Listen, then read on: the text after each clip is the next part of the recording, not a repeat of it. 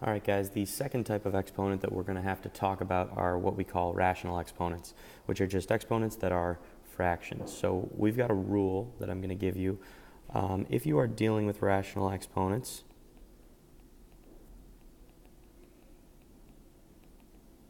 you can rewrite them in one of two ways. If I have x to the a over b, where a and b are positive integers, then I can rewrite this as the b root of x to the a. So I can just take the b root of whatever x to the a power is, and that's the same thing. If I want to, I could also write it as the b root of x to the a. That's another way to do this. So this is a rule that we're going to want to keep for future reference because we're going to run into a lot of situations like this today. So in example A, the first way that I could rewrite 16 is I could write it as the square root, and remember when we take a square root we don't write the 2, but you should know that the 2 is there, of 16 to the 1, which again we don't really write the 1 usually. The other way to do this though would be to write the square root of 16 all to the 1, and again it doesn't matter, right? They're both the same thing. In this case it's very easy because the square root of 16 is just 4, and if you raise that to the 1 power, you would also get 4, so the answer here is 4. That's a very simple example just to show you what that rational exponent is really doing here. Example B is going to get a little bit more complex. So if I have 8 times x to the third, and all of that is raised to the 1/3 power, the first way that I could consider rewriting it would be like this. I would take the cubed root of 8x to the third. I could also rewrite it as the cubed root of 8x to the third all to the first, because that numerator is a 1. Doesn't matter if I put it in here or if I put it out there. It's just two different ways to rewrite this. I'm going to stick with the first way that I wrote it. So if I'm taking the cubed root of 8x to the third, I'm going to want to take the cubed root of 8 and multiply it by the cubed root of x to the third. Remember your rules for dealing with exponents, right? Might be not a bad idea to make a note of that over here. For example, well, just a general case, if I had x to the a power and I took the a root, that would give me x, right? So an example of that would be like the 5th root of 2 to the 5th. That's just 2. Or the 7th root of 3 to the 7th times x to the 7th. That's just going to equal 3x, right? So there are going to be cases where we're going to have some stuff that's left behind, like if I took the 4th root of 32x to the 5th, I'd have to think about this one for a second. I could rewrite 32 after making a factor tree, right? I could make a tree, and I would eventually get to 2 to the 5th power. 32 is really 2 to the 5th.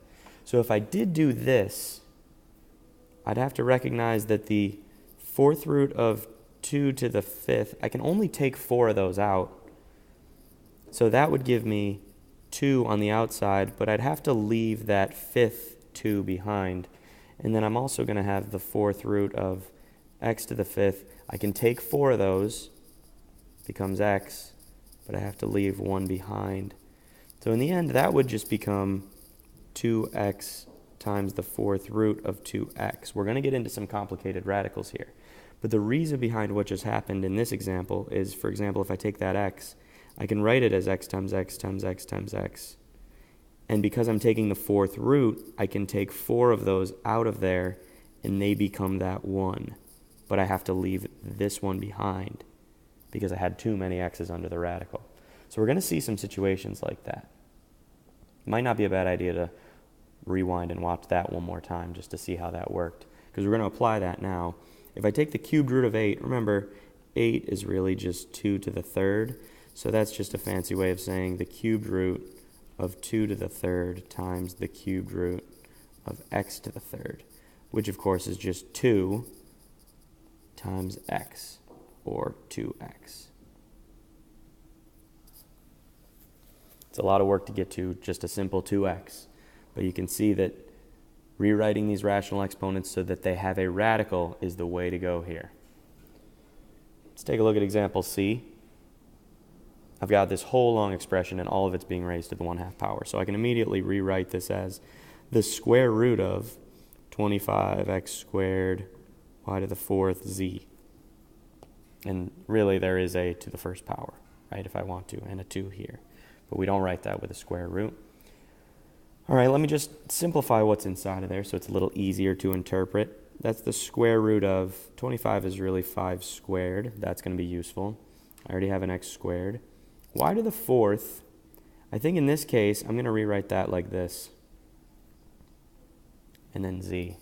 So the reason I did that is because since I'm taking a square root, I'm looking for perfect squares, right? 5 to the 2nd power is a perfect square. If I take the square root of 5 squared, I get 5. If I take the square root of x squared, I get x. If I take the square root of y squared and y squared, I get y's. But I can't take the square root of z. So I'm going to have a 5x, y, and then a z under the radical. And I do have to simplify this, so I'm going to call this 5xy squared radical z, which is a totally acceptable way to write an answer. But remember when we were dealing with negative exponents and we had a couple of different ways to express these answers? This would be what we would call radical notation.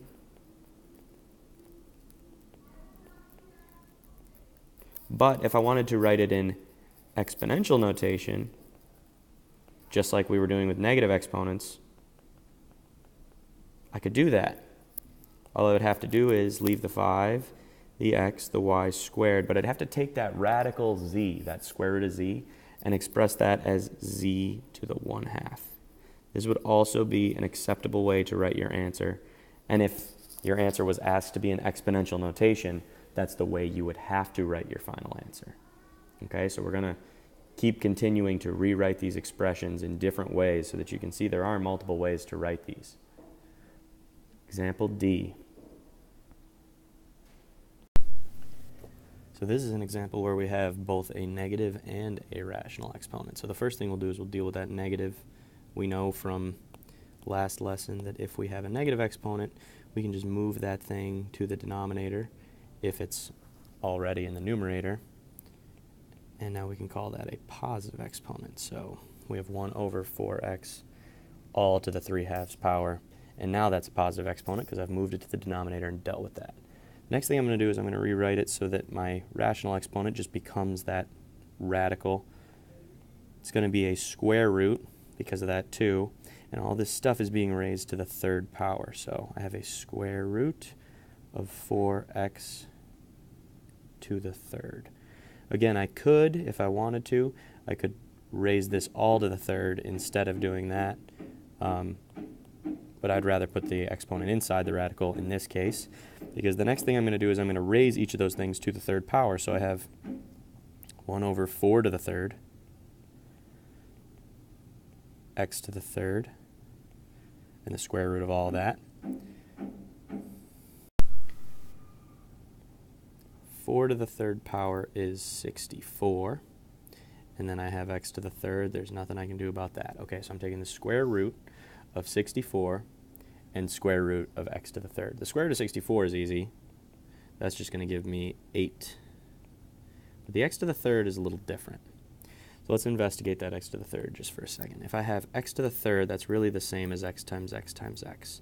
So if I'm taking the square root of x times x times x, I can take 2 of them and bring them outside, which is going to leave me with an x, but I still have an x underneath. So when I rewrite the x to the 3rd, I'll have 8x radical x, and I still have that x in the denominator, or under the radical, which is a problem because we've made a list of a lot of things that we don't want in denominators. Just real quick, I'll make that list for us. So we know that 0 is a big no-no. We can't have those in the denominators.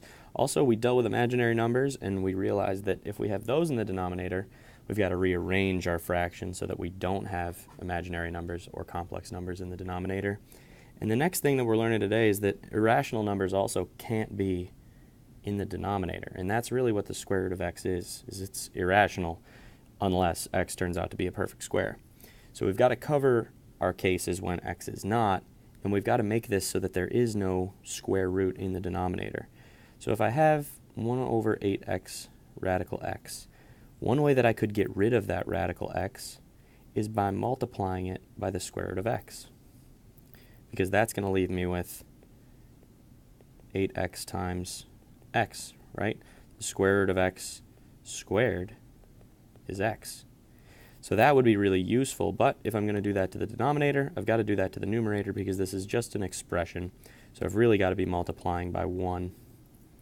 So that's going to leave me with radical x in the numerator. So when I put it all together, I'll have the square root of x over 8x squared. And this is a situation that we're going to start to see more often, but right now, this is not the biggest point that I'm trying to drive home here. I'm really trying to get you guys to simplify the rational exponents. But know that moving forward, we can't have radicals in denominators, just like we can't have zeros and we can't have imaginary numbers, and we try not to have negatives. All right, so this would be our final answer.